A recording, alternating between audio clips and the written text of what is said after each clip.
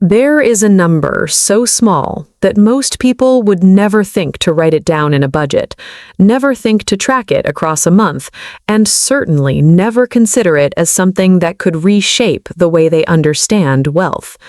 That number is $3.50. It is the price of a vending machine snack, a cheap app subscription, a forgotten in-app purchase, the rounding error on a grocery receipt. And yet, when you begin to see $3.50 not as a transaction, but as a unit of time, a unit of compounding, and a unit of psychological commitment, something fundamental shifts in the way your mind processes money. Most people think about money in large, dramatic moments.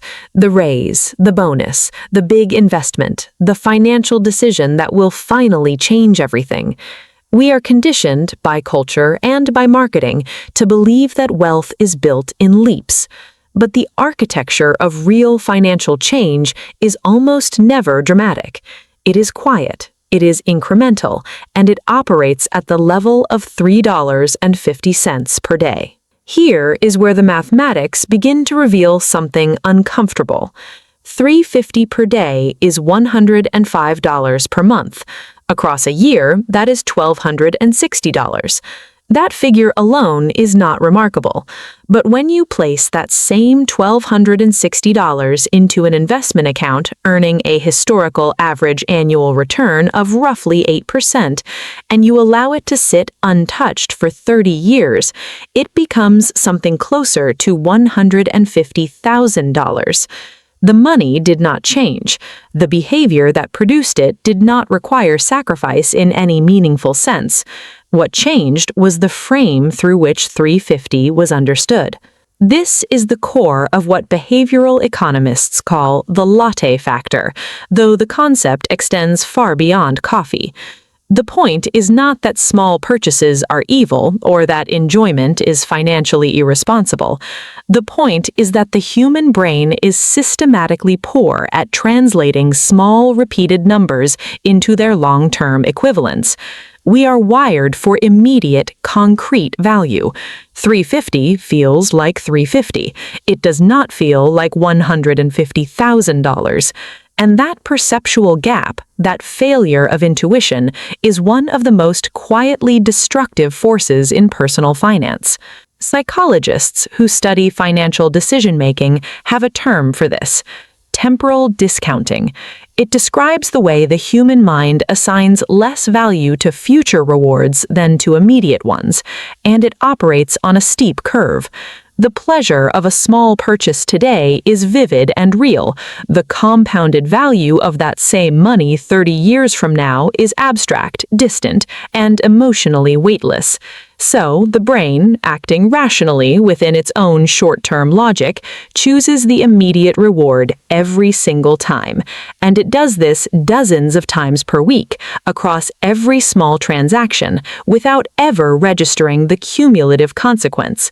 What makes $3.50 particularly instructive is that it sits precisely at the threshold of conscious attention. Purchases above a certain amount, $50, $100, tend to trigger deliberation. We pause, we compare, we consider. But $3.50 moves entirely beneath that threshold. It requires no justification. It produces no guilt. It leaves no psychological trace. And because it leaves no trace, it repeats. It repeats daily, in different forms, under different names, without ever accumulating into something the mind recognizes as a pattern. This is how subscription culture was designed, not around large annual fees that would force a moment of reflection, but around small monthly charges that stay below the threshold of conscious financial pain. $3.99 here, $4.99 there, $6 for something you signed up for 18 months ago and have not used since. Each charge is invisible on its own. Together, across a household, they frequently add up to $300, $400, sometimes $600 per month in recurring costs that were never deliberately chosen and are almost never regularly reviewed. $3.50 per day, in other words, is not just a savings opportunity, it is also the unit size of the most effective financial extraction systems ever designed. The psychological shift that happens when people begin to see money at this resolution is difficult to describe but consistently reported. It is not about deprivation. It is not about tracking every cent with anxiety. It is something closer to developing a new perceptual layer, a background awareness that small numbers are not small when they are repeated, and that the financial decisions which feel the most trivial are often the ones with the longest compounding tails. When that awareness becomes habitual, the brain begins to pause at $3.50 in a way it never did before, not with guilt, but with a kind of quiet arithmetic fluency. There is a broader systemic truth embedded in this shift as well. The financial industry, the retail industry, the subscription economy, and the advertising ecosystem are all, at their structural core, optimized to operate at the level of small, repeated transactions. They are not trying to take large amounts of money from you in single moments.